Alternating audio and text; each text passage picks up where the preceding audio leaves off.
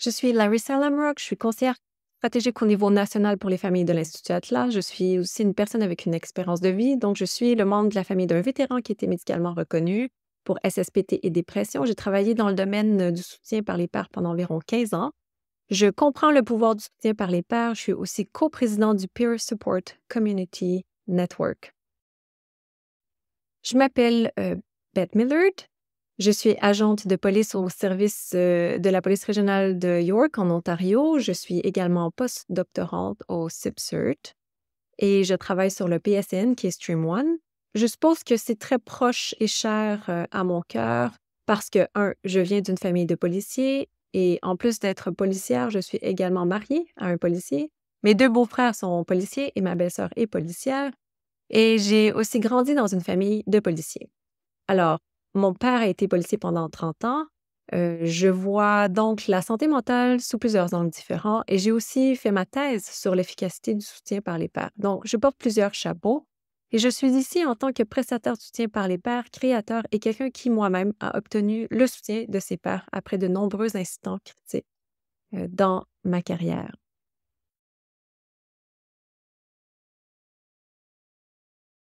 Le Peer Support Community Network est une collaboration entre CIPSERT et l'Institut Atlas. Et l'importance du réseau communautaire de soutien par les pairs a été identifiée parce qu'il n'y a pas vraiment de réseau de personnes pouvant se réunir pour parler du soutien par les pairs spécifique aux PSP et aux vétérans et leurs familles. C'était donc l'occasion de faire venir un nombre d'experts dans la salle pour commencer à partager les meilleures pratiques, avoir des conversations sur le soutien par les pairs. Et notre premier projet étant l'entreprise d'élaborer des lignes directrices spécifiques aux PSP, aux vétérans et aux familles. Le réseau communautaire de soutien par les pairs est créé pour créer des meilleures pratiques. L'autre chose importante est que tout le monde suive le même modèle. Parce que lorsque nous faisons des recherches sur le soutien par les pairs et son efficacité, c'est bien que tout le monde soit sur la même longueur d'onde en ce qui concerne les définitions du soutien par les pairs et comment cela se voit dans une organisation. Donc, une autre chose au PSN que nous essayons de créer, c'est une définition cohérente du soutien par les pairs.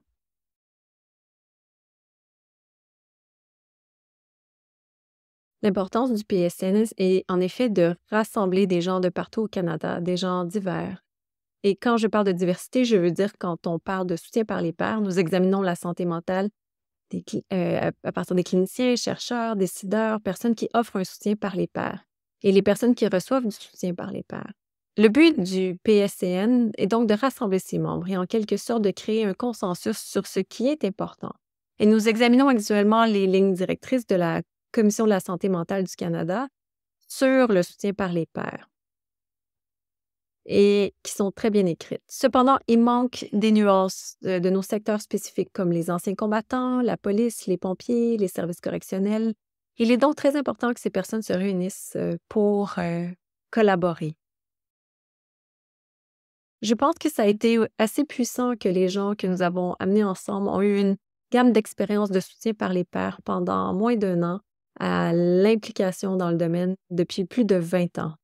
Donc, avoir tous ces gens dans la salle partager leur expérience à travers le temps, comme je l'ai dit, c'est assez puissant. Il a été vraiment important d'avoir cette variété d'expériences des décideurs politiques et les personnes qui créent un soutien par les pairs, celles qui le fournissent, parce qu'encore une fois, elles ont des perspectives différentes. Et nous avons pu en quelque sorte fusionner tout cela en déplaçant le PSN et l'élaboration des lignes directrices à venir.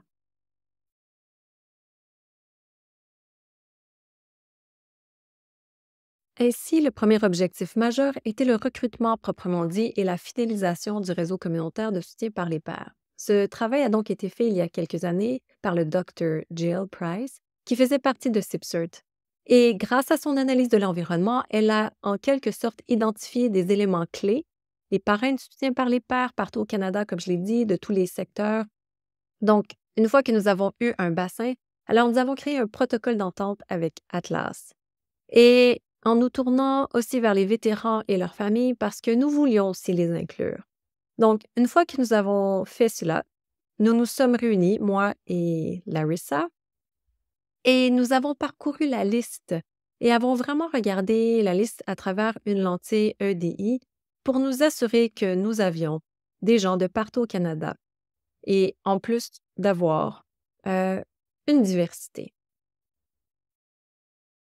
Comme nous l'avons dit, le soutien par les pairs est organique. Il se fait naturellement. Mais ce que nous avons entendu de la part de la communauté, c'est assez clairement qu'il y a certaines considérations que nous devons mettre en place lorsque nous fournissons du soutien des pairs à un groupe démographique particulier.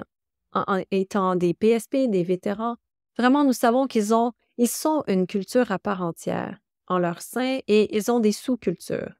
Ils ont des circonstances et des expériences uniques et savent vraiment par la nature de leur travail qu'ils doivent commettre une certaine partie d'eux-mêmes. Il y a un risque dans leur travail qu'ils font. Il est donc important de saisir ces besoins et ces expériences uniques dans le cadre du soutien par les pairs. Et l'élaboration des lignes directrices qui sont vraiment spécifiques à la communauté.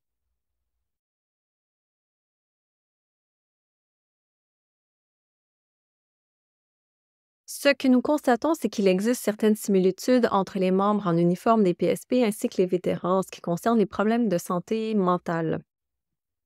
Par exemple, vous savez, la plupart des programmes de soutien par les pairs n'encouragent pas les gens à parler de leur traumatisme spécifique. Il s'agit plus de parler de l'expérience de celle-ci, mais donc, si quelqu'un fait des cauchemars ou communique ses problèmes avec sa famille ou une personne ne sait pas où aller pour obtenir de l'aide et des services, je pense que c'est assez unique et commun à tous ces services. Mais nous identifions et écoutons également le réseau communautaire de soutien par les pairs et comprendre qu'il existe également des besoins uniques parmi chacun de ces services et qu'il y a quelques différences subtiles. En ce qui concerne, même en regardant simplement les PSP et les vétérans, la stigmatisation elle-même à demander de l'aide est énorme. C'est une grande chose que nous avons en commun. L'autre chose que nous avons en commun, ce sont les familles. Les familles sont souvent touchées, non? Elles sont généralement la première ligne de défense lorsque les gens sont, vous savez, en difficulté en tant que vétérans ou en tant que PSP. Cependant, la différence est, et c'est là que nous voulons parler lors de la création des meilleures pratiques pour le soutien par les pairs, ce sont ces nuances. Ainsi, par exemple, en tant que policier, je rentre chez moi tous les soirs, militaire, vous êtes déployé et vous pourriez être absent pendant des mois. C'est donc un peu différent. Et aussi, en tant que policier, nous travaillons généralement seuls. Nous nous promenons seuls en voiture et nous pouvons avoir une sauvegarde lorsque nous répondons à un appel. Selon si vous travaillez dans le nord, des régions éloignées, vous êtes généralement seul. Les militaires, ils mangent ensemble, dorment ensemble, s'entraînent ensemble, mais ils sont toujours en équipe. Donc, tout ce qui concerne la santé mentale et l'obtention de ce soutien, c'est la même chose, mais il y a ces différences subtiles. Et ce sont les choses du PSCN que nous voulons vraiment capturer lorsque nous créons des lignes directrices. Nous sommes pareils, mais il y a quelques différences.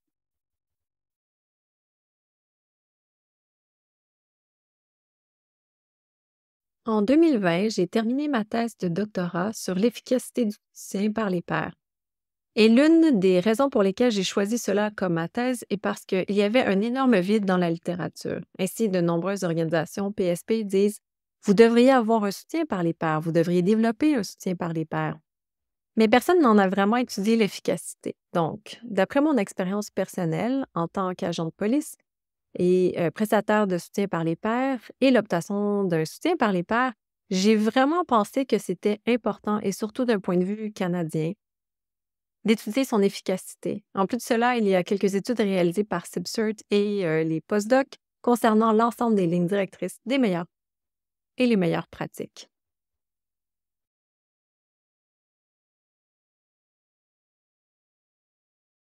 Nous avons eu quelques réunions avec le PSCN pour établir nos objectifs pour le PSCN. Nous avons fourni une opportunité de réseautage entre les différents experts en soutien par les pairs dans le domaine, mais maintenant en se concentrant sur les lignes directrices. Nous avons donc fourni quelques informations de base, le programme de soutien par les pairs de la Commission de la santé mentale du Canada et les travaux de Dr. Jill Price, ainsi que le travail informé par Beth pour leur donner une sorte de fondation et d'informer la création et l'avancement des lignes directrices. Donc, nous continuerons, donc en quelque sorte, à identifier les sujets et les thèmes que la communauté a identifiés comme importants en incluant et en reconnaissant les lignes directrices, puis nous passerons à leur production puis à leur diffusion dans la communauté parce que nous comprenons que c'est une partie importante Nous ne voulons pas créer des lignes directrices qui resteront en quelque sorte sur une étagère. Nous voulons qu'elles soient utilisées, qu'elles évoluent à mesure que nous entendons les communautés, ce qui est bénéfique pour elles. Et peut-être qu'il y aura des considérations et des itérations futures à mesure que le soutien par les pairs progresse. L'une des choses que le PSN a gardé en vue est l'importance de l'implication des familles. Donc, pas seulement une extension du soutien au PSP et aux vétérans, mais aussi le soutien dont les familles ont elles-mêmes besoin. Alors que nous progressons et développons les lignes directrices sur le soutien par les pairs, nous examinerons également si ce modèle pourrait être utilisé pour un soutien par les pairs spécifique aux familles dans chacun des services.